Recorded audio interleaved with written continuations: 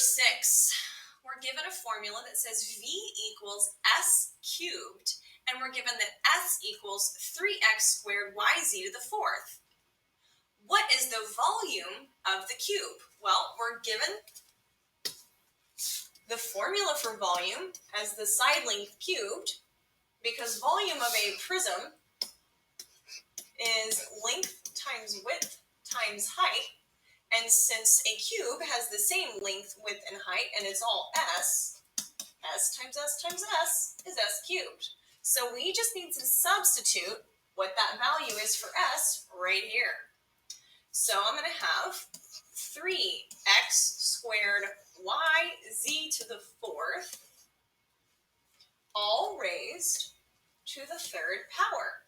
Now, what I have in here, this is a product. This is 3 times x squared times y times z to the 4th, and all of that is cubed. So when I have a power of a product, that's the same thing as that same power of each of those products. So a to the n times b to the n. So over here, I can apply this exponent to each of these factors individually, and that's the same as raising the product to that same power. So I'm going to have 3 and x squared and y and z to the 4th. You might have recognized that I was leaving some space because I'm going to cube each one of those factors.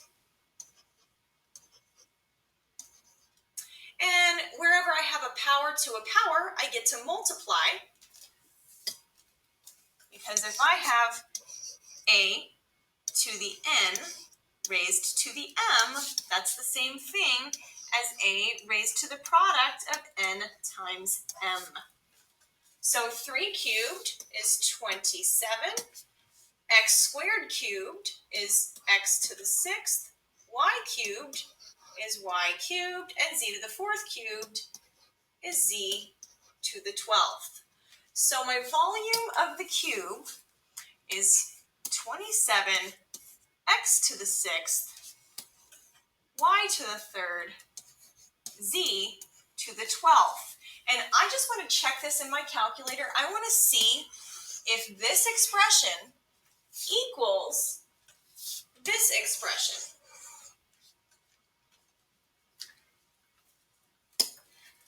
So in my calculator, I'm going to add a calculator page. And I have to store a value as x, so I'm going to say that x is 2. And I'm going to type in the original, which was 3x squared y, oops, I have to put the times in here, times y times z raised to the 4th. And all of that is raised to the 3rd power. And then I said that that's going to equal 27 x to the 6th times y to the 3rd times z to the 12th. Cross your fingers for true. Oh, it says variable not defined. What did I do wrong? I defined my x. So what happened? Oh, I have an x, a y, and a z. I need to define all of those. Okay, so y, I'll call 3. Z, I'll call 4. And then I'll come back up here and just hit enter. Oh no, I got a false.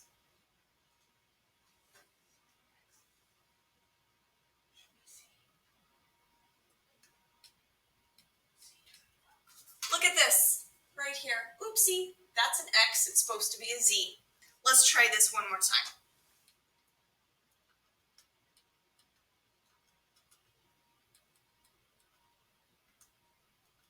Now we're crossing our fingers for a true. Woohoo! There we go. So we're correct. Yay!